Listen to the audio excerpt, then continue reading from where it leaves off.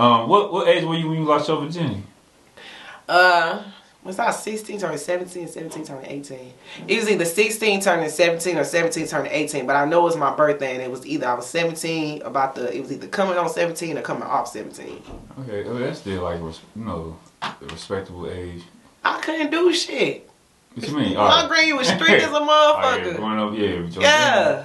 No, baby, I couldn't even do nothing. Even when I did do it, I got caught the next morning. My auntie and my uncle, my auntie and uncle, them, they instantly knew. My auntie was like, yeah, while you trying to be cute, you need to go get a cold spoon and put it on that hickey. I was like, oh, they gave you away right there. Yeah, it did. But I was just like, but I don't know what it was, but it just gave it away though.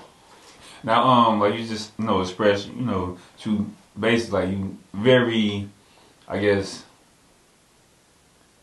I don't know what's the word I'm trying to use. I just say kinky in the bedroom. You probably have your limits, but basically you open to anything.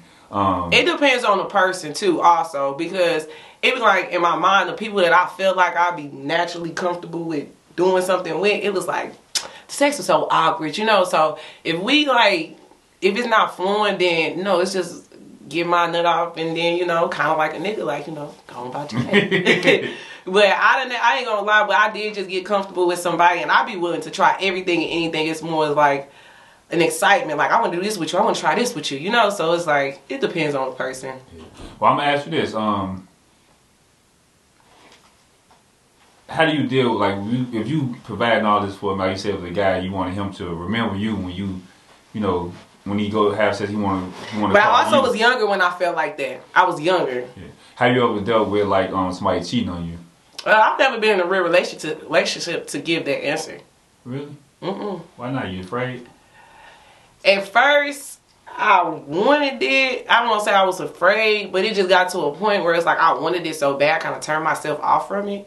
And then I kind of had to learn, like, even when I did feel like that's what I wanted, I started accepting things that I normally wouldn't accept. And I'm just like, I had to tell myself, if you're just not comfortable with something, you're just not comfortable with it.